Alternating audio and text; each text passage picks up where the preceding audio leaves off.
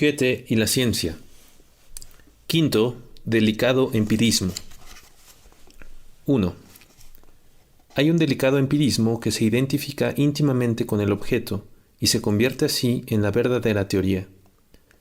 Pero esta intensificación de la capacidad intelectual pertenece a una época más evolucionada. 2. La naturaleza enmudece en el potro de tortura. Su leal respuesta a la pregunta honesta es sí, sí, no, no. Todo lo demás es dañino. 3.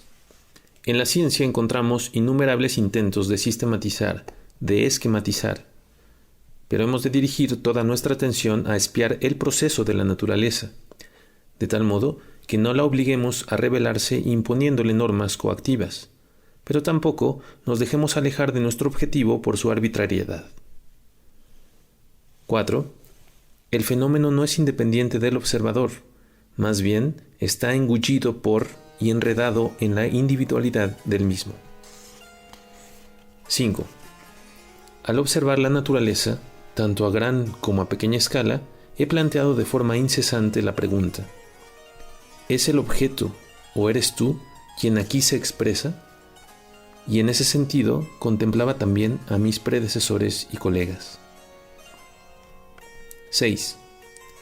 Así que al observar es mejor ser plenamente conscientes de los objetos, y al pensar ser plenamente conscientes de nosotros mismos.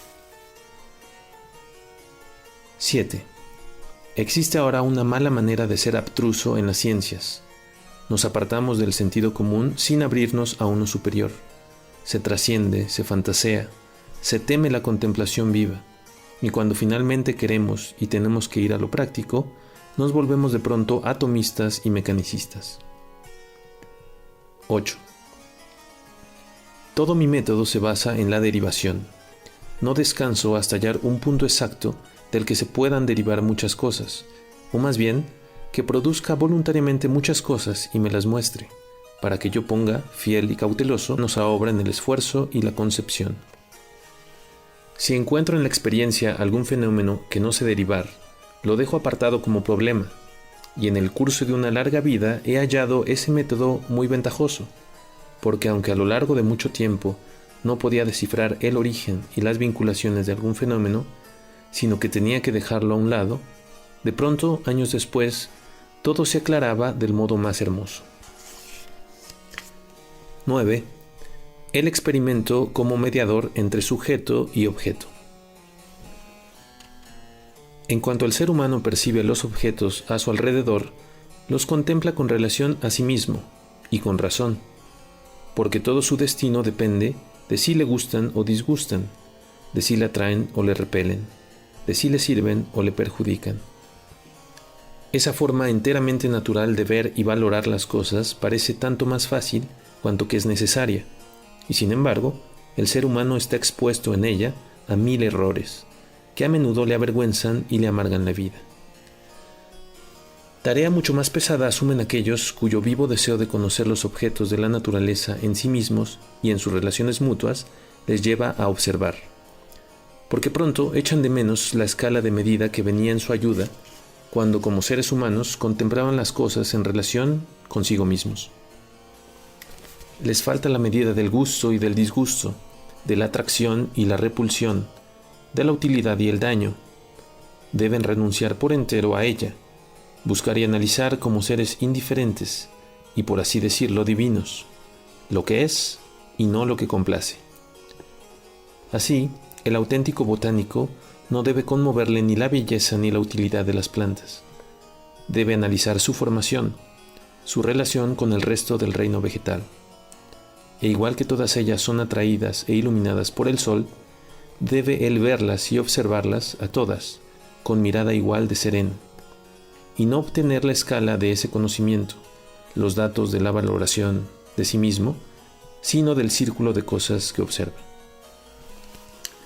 La historia de las ciencias nos muestra lo difícil que les resulta a los hombres esta renuncia.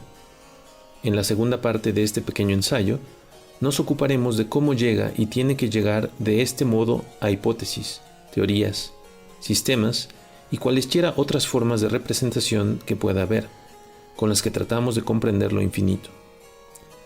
La primera parte la dedico a la contemplación de cómo procede el ser humano cuando trata de reconocer las fuerzas de la naturaleza.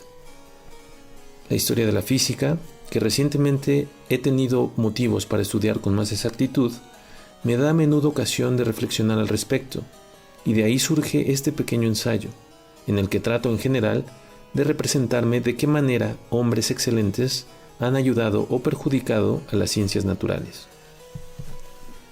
En el momento en que miremos un objeto en relación consigo mismo y en relación con los otros y no lo codiciemos o despreciemos directamente, pronto podemos hacernos con tranquila atención una idea bastante clara de él, de sus partes, de sus relaciones. Cuanto más avancemos en estas observaciones, cuanto más relacionemos los objetos entre sí, tanto más ejerceremos las dotes de observación que hay en nosotros. Si sabemos transformar estos conocimientos en acciones, mereceremos ser llamados inteligentes. Para todo ser humano bien organizado, ya sea mediocre por naturaleza o limitado a la mediocridad por las circunstancias, emplear la inteligencia no resulta fácil, porque la vida nos corrige a cada paso. Pero cuando el observador ha de aplicar esa agudeza de juicio al análisis de las secretas relaciones de la naturaleza, cuando ha de prestar atención a sus propios pasos en un mundo en el que está, por así decirlo, solo, cuando ha de guardarse de todo apresuramiento, mantener siempre su objetivo a la vista, pero sin que por el camino se le escape cualquier circunstancia útil o dañina. Cuando incluso, allá donde no pueda ser fácilmente controlado por nadie, tiene que ser su más estricto observador y desconfiar de sí mismo con sus más celosos esfuerzos. Cualquiera observará lo estrictas que son estas exigencias y cuán poco cabe esperar cumplirlas, ya se planteen a uno mismo o a otros. Pero estas dificultades, podríamos decir, esta hipotética imposibilidad, no deben impedirnos hacer todo lo posible, y al menos lo que más nos hará avanzar será tener presentes los recursos con los que hombres excelentes supieron ampliar el campo de las ciencias, observar con atención los extraviados caminos por los que vagaron y por los que le siguieron a veces durante siglos gran cantidad de discípulos, hasta que posteriores experiencias devolvieron al observador al camino correcto.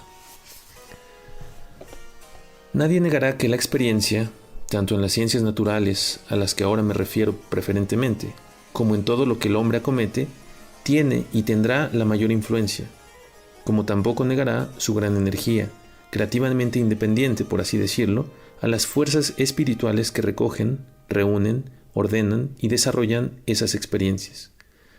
Pero puede que no sea tan generalmente conocido y reconocido el modo de adquirir y explotar esas experiencias, la forma de desarrollar y aprovechar nuestras energías. En cuanto se llama la atención sobre los objetos a personas de sentidos frescos y aguzados, se las halla tan dispuestas como capaces para la observación. He podido observar esto a menudo desde que me ocupo celosamente de las doctrinas de la luz y del color, y como suele ocurrir, hablo de lo que me interesa en ese momento con personas a las que normalmente tales consideraciones son ajenas. En cuanto despertaba su atención, observaban fenómenos que en parte yo no conocía y en parte había pasado por alto, y corregían así a menudo una idea precipitada o me daban ocasión para avanzar con mayor rapidez y salir de la limitación en la que a menudo nos encierra una investigación trabajosa. Así pues, también se aplica aquí lo que a tantas otras empresas humanas, que solo el interés de varios dirigido a un punto está en condiciones de producir algo excelente. Aquí se pone de manifiesto que el mayor obstáculo para el científico es la envidia, que gustosamente excluiría a otro del honor de un descubrimiento, la desmedida codicia por tratar y elaborar lo descubierto únicamente a su manera. Hasta ahora me he sentido demasiado bien con el método de trabajar con otros como para no querer continuar con él. Sé muy bien a quién debo esto o aquello en mi camino, y me alegrará hacerlo público en su futuro. Si simples personas naturales y atentas están en condiciones de ayudar tanto, ¿cuán general habrá de ser el beneficio cuando personas instruidas trabajan codo con codo?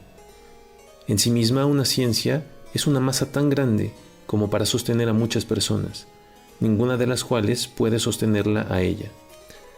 Se puede observar que los conocimientos, como un agua encerrada pero viva, por así decirlo, alcanzan poco a poco cierto nivel, que hace que los más bellos descubrimientos no hayan sido hechos tanto por personas como por el tiempo.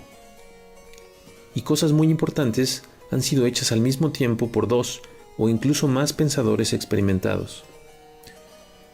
Así que si en aquel primer caso debemos tanto a la sociedad y a los amigos, en este aún deberemos más al mundo y al siglo. Y en ambos casos nunca podremos reconocer suficientemente lo necesarios que son la comunicación, la asistencia, la admonición y la contradicción para mantenernos en el camino correcto y hacernos avanzar por él.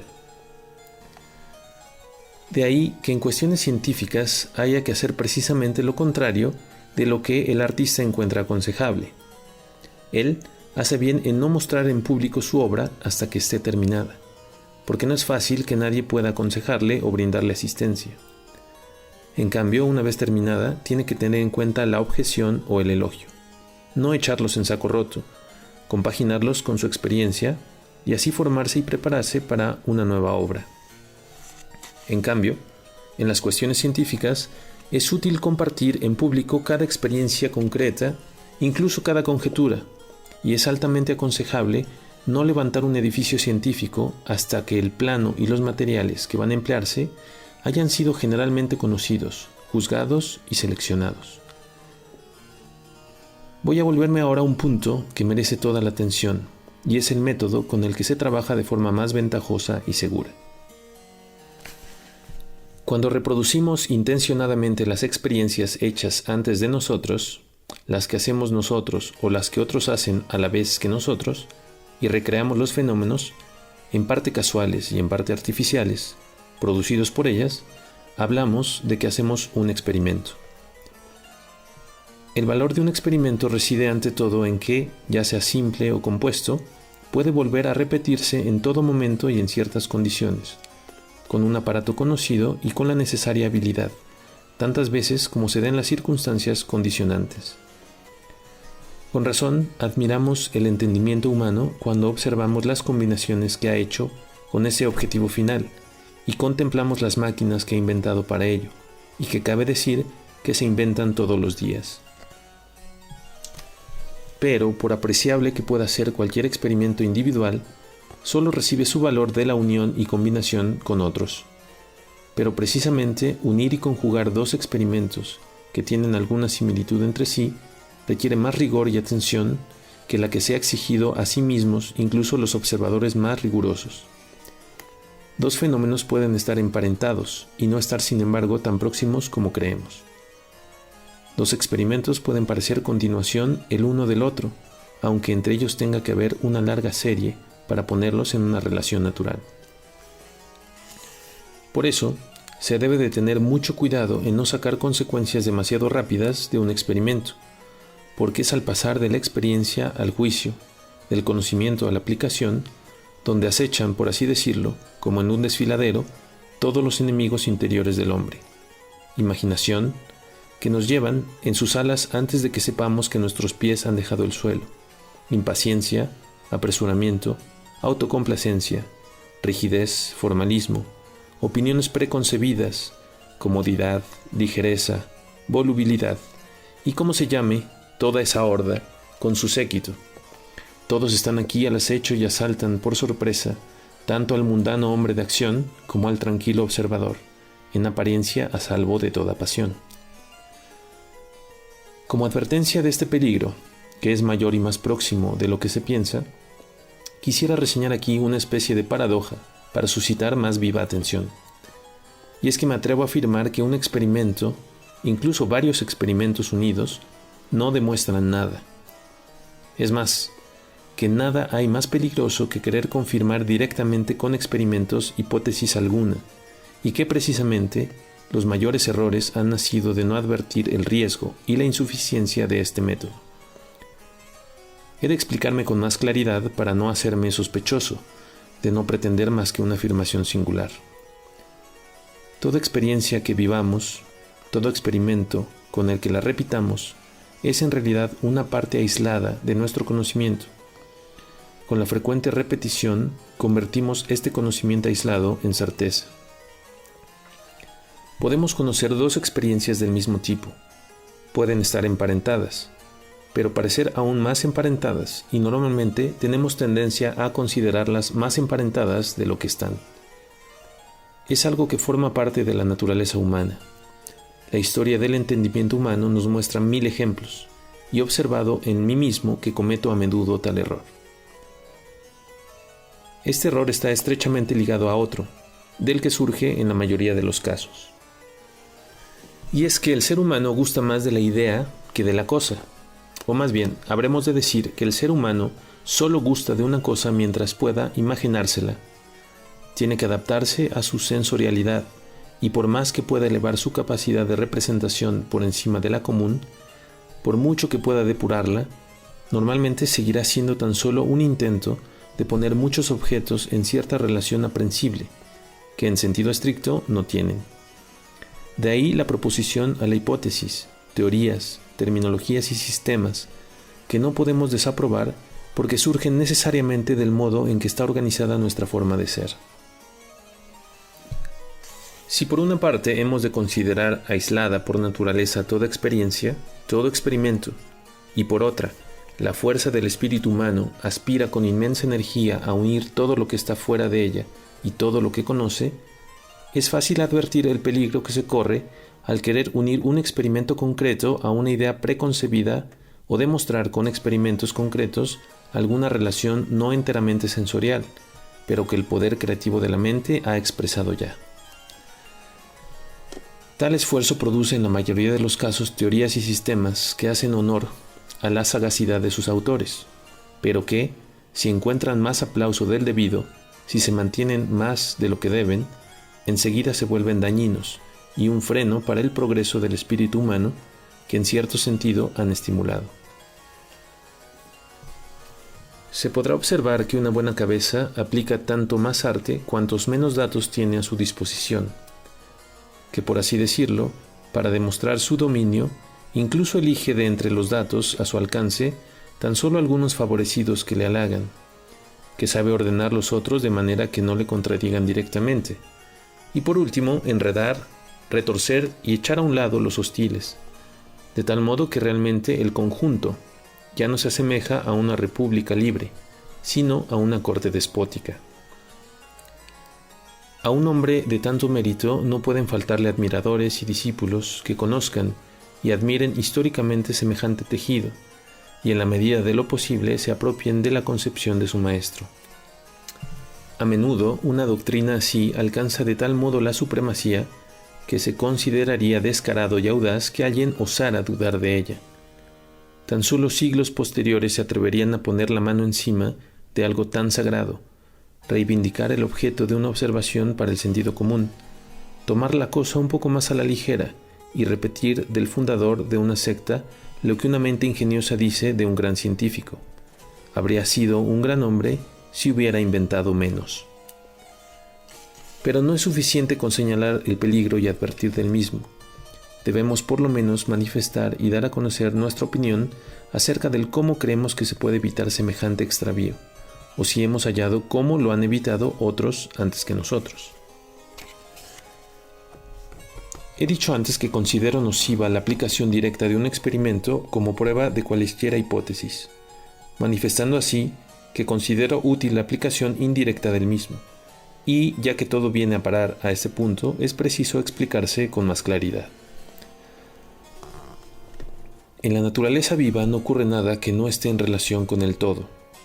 Y si las experiencias se nos aparecen aisladas, si hemos de contemplar los experimentos solo como hechos aislados, ello no significa que estén aislados, sino que plantea la pregunta: ¿cómo podemos encontrar la relación entre esos fenómenos, esos acontecimientos? Hemos visto arriba que los más expuestos al error eran aquellos que tratan de unir directamente hechos aislados empleando su capacidad de pensamiento y de juicio. En cambio, veremos que los que más han conseguido han sido aquellos que no dejaron de investigar y elaborar con todas sus fuerzas todos los aspectos y modificaciones de una sola experiencia, de un solo experimento. haría falta un segundo ensayo para describir cómo puede ayudarnos nuestro intelecto en esta tarea. Aquí nos limitaremos a indicar lo siguiente.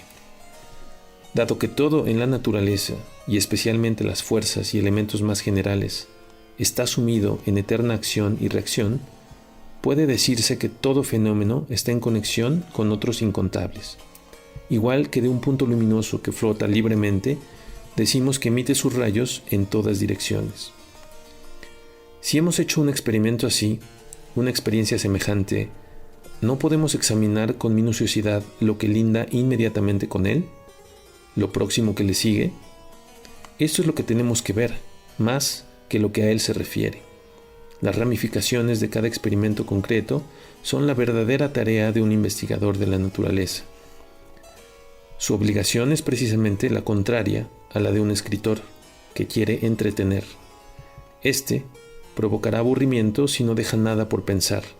Aquel tiene que trabajar sin descanso como si no quisiera dejar nada para sus sucesores, aunque la desproporción entre nuestro entendimiento y la naturaleza de las cosas pronto le recuerda que nadie tiene capacidades suficientes como para finalizar el estudio de cualquier tema.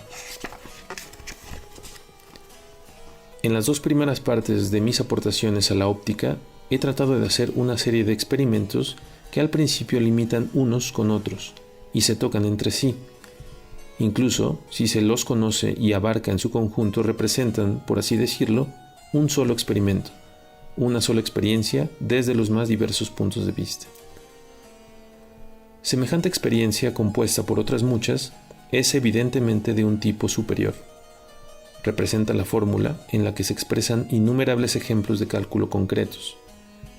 Considero suprema obligación del científico de la naturaleza trabajar en dirección a tales experiencias de tipo superior, y allí apunta el ejemplo de los hombres más excelentes que han trabajado en este campo. Hemos de aprender de los matemáticos la prudencia con la que enlazan lo más inmediato con lo más inmediato, o más bien derivan lo más inmediato de lo más inmediato, e incluso allá donde no nos servimos de cálculo alguno, hemos de poner siempre manos a la obra, como si tuviéramos que rendir cuentas al más estricto de los geómetras. En realidad, es el método matemático el que por su prudencia y pureza revela enseguida cada salto en la afirmación, y sus pruebas no son en realidad más que minuciosas explicaciones de que aquello que se ha puesto en relación estaba ya allí, en sus partes sencillas y en toda su sucesión. Ha sido contemplado en todo su alcance y encontrado correcto e irrefutable en cualquier circunstancia. Así que sus demostraciones son más exposiciones, recapitulaciones que argumentos. Hecha esta distinción, permítaseme echar la vista atrás. Se ve la gran diferencia entre una demostración matemática que ejecuta los primeros elementos a través de tantas conexiones y las pruebas que un orador inteligente podría aducir a partir de argumentos. Los argumentos podrían contener circunstancias completamente aisladas y sin embargo ser conducidos a un punto con ingenio e imaginación y dar sorprendentemente la apariencia de algo correcto o equivocado, verdadero o falso. Igualmente, se pueden reunir los distintos experimentos en favor de una hipótesis o teoría, como si fueran argumentos, y aportar una prueba que deslumbre más o menos. En cambio, aquel que trate de poner manos a la obra con honestidad para consigo mismo y para con los demás, elaborará de modo más cuidadoso los diferentes experimentos y tratará de conformar así las experiencias del tipo superior. Estas se pueden expresar mediante axiomas breves y comprensibles, situarlas una al lado de la otra, y conforme van poco a poco ampliándose, pueden ser ordenadas y puestas en una relación tal que sean inconmovibles, sueltas o juntas, igual que los axiomas matemáticos. Los elementos de estas experiencias de tipo superior, que son muchos experimentos individuales, pueden ser examinados y analizados por cualquiera, y no es difícil juzgar si las muchas partes sueltas pueden ser expresadas por medio de un principio general, porque aquí no cabe la arbitrariedad. En el otro método, en cambio, en el que queremos probar algo que afirmamos mediante experimentos aislados, usándolos en cierto modo como argumentos, con frecuencia se alcanza el juicio de manera equívoca, cuando no se deja incluso en duda. Pero cuando se hayan reunido una serie de experiencias de tipo superior, aplíquese a ellas como se quiera el entendimiento, la imaginación, el ingenio, y no será nocivo, incluso será útil. El primer trabajo nunca puede llevarse a cabo con suficiente minuciosidad, aplicación, rigor, hasta meticulosidad, porque se hace para el mundo y para la posteridad. Pero esos materiales tienen que ser ordenados y mostrados de forma secuencial, no reunidos de manera hipotética, no empleados en una forma sistemática. Luego, cada cual es libre de conectarlos a su manera y formar con ellos un todo que resulte más o menos cómodo y agradable a la forma de representación humana. De este modo se separa lo que hay que separar, y se puede ampliar la colección de experiencias de forma mucho más rápida y pura que cuando hay que dejar a un lado sin emplearlos los experimentos, igual que piedras que se acarrean al concluir una obra. La opinión de los hombres más excelentes y su ejemplo me hacen tener la esperanza de estar en el camino correcto, y deseo que con esta explicación pueda darse por satisfechos los amigos que a veces me preguntan cuál es mi intención con mis desvelos en materia de óptica. Mi intención es reunir todas las experiencias habidas en este campo, hacer yo mismo todos los experimentos y llevarlos a cabo en la mayor variedad posible, de forma que sean fáciles de reproducir y no queden fuera de la vista de tantos hombres. Luego, quiero listar los axiomas en los que se pueden expresar las experiencias del género superior y ver hasta qué punto pueden subsumirse en un principio superior. Si a veces la imaginación y el ingenio se apresuran en su impaciencia, el procedimiento mismo indica la dirección del punto al que tienen que volver. 28 de abril de 1792. 10. La principal obligación del observador es examinar con precisión todas las condiciones bajo las que se produce un fenómeno y tratar de alcanzar la mayor globalidad posible de fenómenos, porque en última instancia se ven forzados a formar una serie, o más bien a solaparse unos con otros y formar a los ojos del investigador una especie de organización. Tienen que manifestar toda su vida interior. 11. Ningún fenómeno puede ser explicado por sí mismo y en sí mismo. Solo cierto número de ellos, cuando se contemplan colectivamente y se organizan metódicamente, terminan produciendo algo adecuado para la teoría. 12. Ninguna hipótesis puede reclamar valor alguno a menos que reúna muchos fenómenos bajo un solo concepto. 13. Si nos atenemos a la regla, nos encontraremos devueltos a la misma por la experiencia. Quien ignora la ley duda de la experiencia, porque en el más alto de los sentidos, toda excepción está ya incluida en la regla. 14. Las hipótesis son canciones de cuna con las que el maestro adormece a sus discípulos. El observador fiel y pensante toma creciente conciencia de su limitación. Ve que cuanto más se expande el saber, tantos más problemas salen a la luz. 15. El contenido sin método conduce a la fantasía, el método sin contenido al vacuo sofisma, la sustancia sin forma a la torpe erudición, la forma sin sustancia a la hueca especulación. 16. Quien tiene un fenómeno ante sus ojos suele pensar más allá de él. Quien solo lo ha oído contar no piensa nada. En la historia de la investigación de la naturaleza se puede apreciar que los observadores van demasiado rápido del fenómeno a la teoría y se vuelven de este modo insuficientes e hipotéticos. 18. Todas las hipótesis impiden el anaciorismos, la vuelta sobre la contemplación, la consideración de los objetos, de los fenómenos en cuestión, desde todos los ángulos. 19. Las hipótesis son andamios que se levantan antes que el edificio y se retiran cuando el edificio está listo. Son imprescindibles para el trabajador, pero no hay que confundir el andamio con el edificio. 20. La teoría en sí no sirve para nada, salvo porque nos convence de la interrelación de los fenómenos. 21. Al considerar los problemas de Aristóteles, uno se asombra ante sus dotes de observación y ante el buen ojo que los griegos tenían. Únicamente erraban en tener demasiada prisa, en ir directamente del fenómeno a la explicación, llegando así a conclusiones teóricas muy inadecuadas. Este, sin embargo, es un error generalizado que se sigue cometiendo, incluso en nuestros días. 22. Se justifica la empresa. Cuando el ser humano, incitado a la contemplación viva, empieza a superar una lucha con la naturaleza, al principio siente la enorme tentación de someter a los objetos. Pero antes de que pase mucho tiempo, se le imponen con tal violencia que se da cuenta de cuántos motivos tiene para reconocer su poder y honrar su efecto. Apenas se convence de esta influencia recíproca, percibe una doble infinitud. En los objetos, la multiplicidad del ser y el devenir, y de las relaciones vivas que se entrecruzan. En sí mismo, la posibilidad de una infinita formación, en tanto discipline tanto su receptividad como su juicio, con nuevas formas de asimilación y reacción. Estas circunstancias conceden un elevado placer y decidirán la felicidad de la vida si no hubiera obstáculos internos y externos que se oponen a su hermoso discurrir hacia la plenitud. Los años, que al principio traían, empiezan a quitar.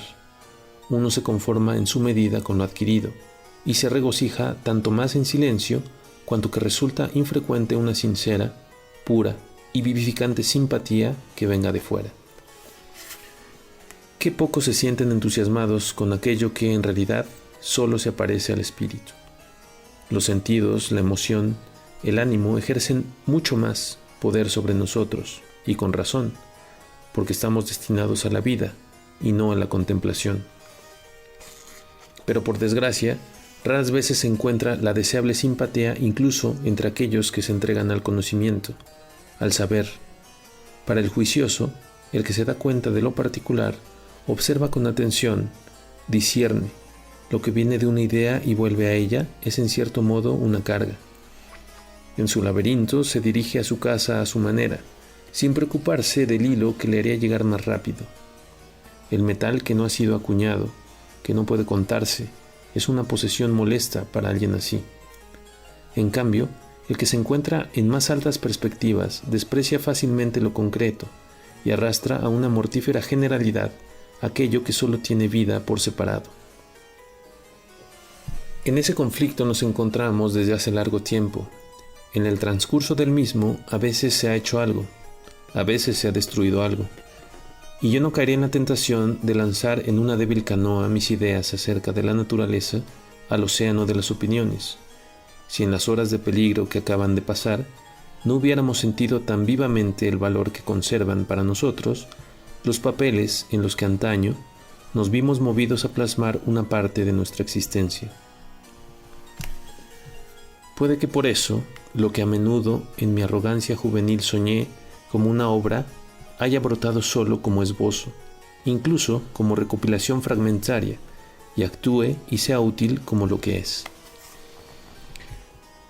Esto es lo que tenía que decir para recomendar estos esbozos de muchos años, de lo que algunas partes están más o menos completas, a la benevolencia de mis contemporáneos.